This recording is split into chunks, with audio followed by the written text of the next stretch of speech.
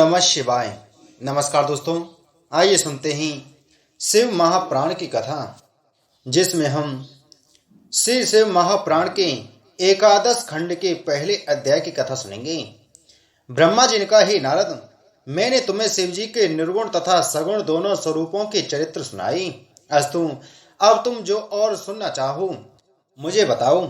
इतनी कथा सुनकर सूर्य ने कहा, हे शौनक आदि ऋषियों, ब्रह्मा जी के मुख से यह वचन सुनकर नारद जी ने हाथ जोड़कर प्रार्थना करते हुए इस प्रकार कहा, हे पिता, आपने अत्यंत कृपा करके मुझे शिव चरित्र सुनाया, जिससे मुझे श्रेष्ठ धर्म की प्राप्ति हुई है।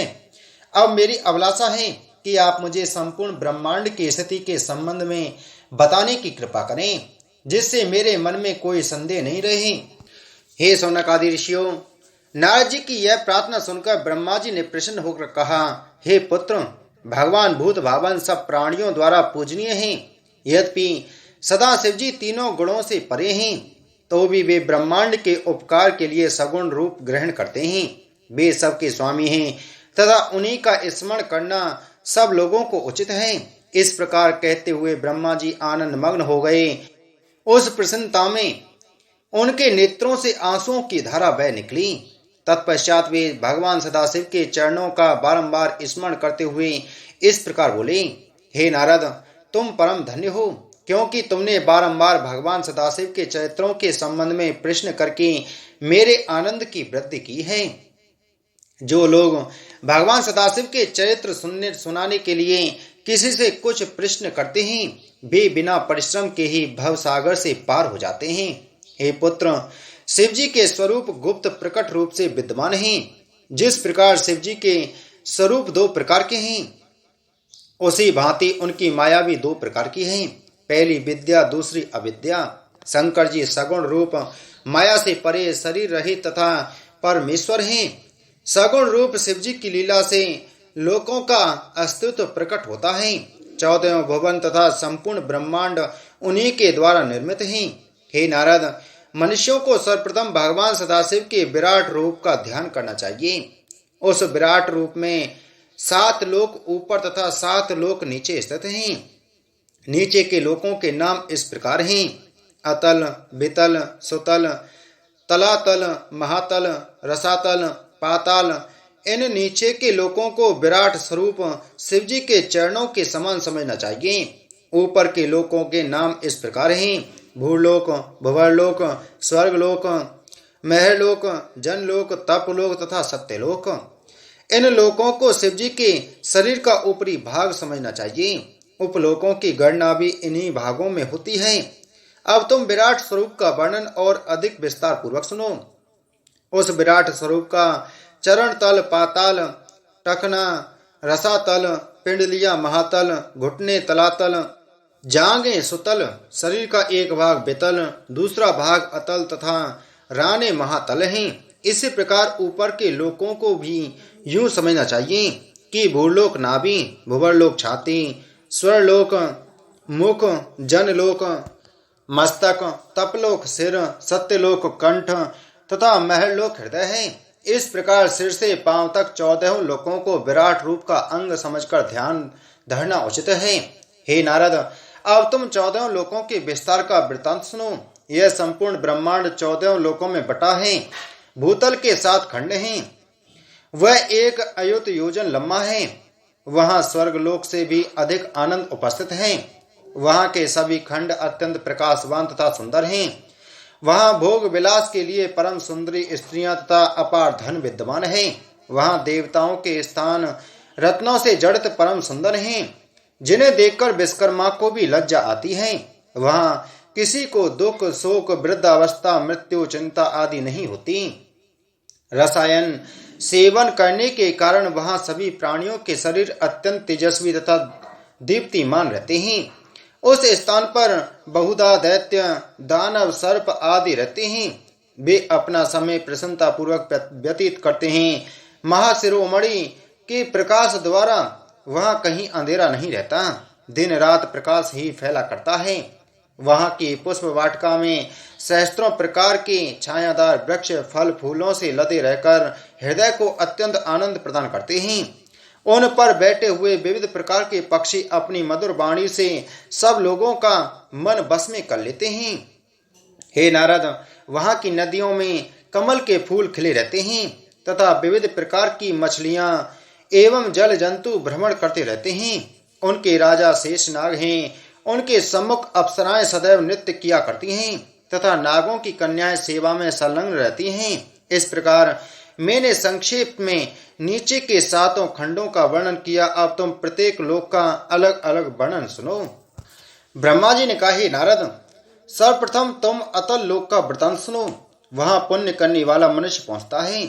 उस लोक का राजा मैं दानव का पुत्र है। उसने 96 मायाओं का निर्माण किया है।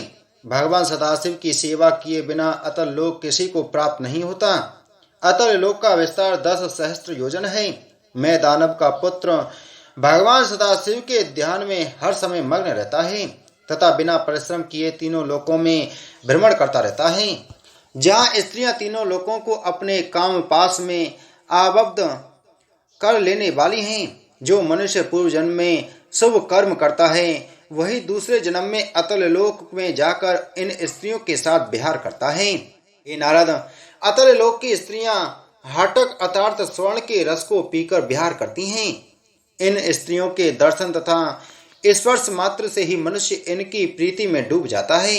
इस लोक जैसा आनंद देवताओं को भी प्राप्त नहीं होता। जो लोग हाटक रस पीने वाली इन स्त्रियों के साथ संभोग करते हैं उन्हें 10 सहस्त्र हाथियों का बल प्राप्त हो जाता है।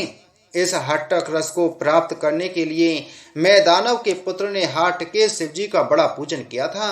मैं दानव हाटकेश शिव जी की इस प्रकार स्तुति किया करता है, हे भगवान सदाशिव, आप अनाथों के नाथ, तीनों लोकों का दुख दूर करने वाली तथा सबको आनंद प्रदान करने वाले हैं।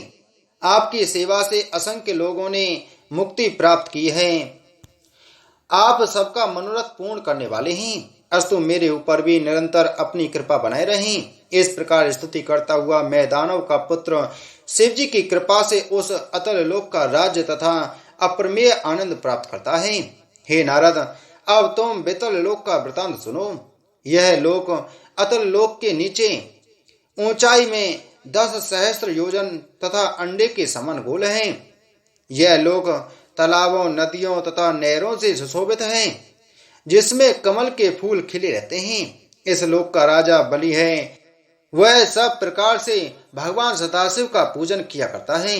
इस लोक में शिवजी हाटकेश लिंग रूप से अपने गणों सहित विराजमान रहते हैं तथा तीनों लोकों का पालन करते हुए शिवरानी के साथ विहार किया करते हैं।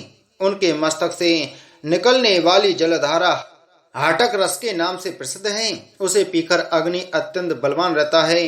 वायु के संगम द्वारा उस अग्नि के मुख से जो थूक बाहर गिरता है उसे हाटक अर्थात कंचन कहते हैं। उस हाटक के आभूषण बनाकर वहां के निवासी सभी दैत्य पहनते हैं। वहां की स्त्रियां भी उन्हीं आभूषणों को धारण कर अपने पतियों की सेवा में संलग्न रहती हैं। हे नारद, राजा बलि शिव जी की जिस प्रकार स्तुति करते हैं वह संक्षेप में इस तरह है। हे देवताओं के स्वामी, आप शरणागतों का पालन करने वाले, संपूर्ण संसार के दुखों को नष्ट करने वाले हैं। ब्रह्मा, विष्णु तथा रुद्र आपके ही स्वरूप हैं। नारद, सारद तथा शेष भी आपके गुणों का सम्यक वर्णन नहीं कर पाते। इसी प्रकार वहां के सभी निवासी भगवान सदाशिव के स्तुति एवं पूजा करते हुए सदैव प्रसन्न रहते हैं। हे नारद, अब तुम सुतल लोक का वृतांत सुनो। उसका विस्तार 10 सहस्त्र योजन चौकोर है। वहां राजा विरोचन का पुत्र बलि राज्य करता है। उसने विष्णु जी को दान देकर अत्यंत प्रसन्न किया था। उसके हृदय में भगवान सदाशिव का प्रेम सदैव विद्यमान रहता है।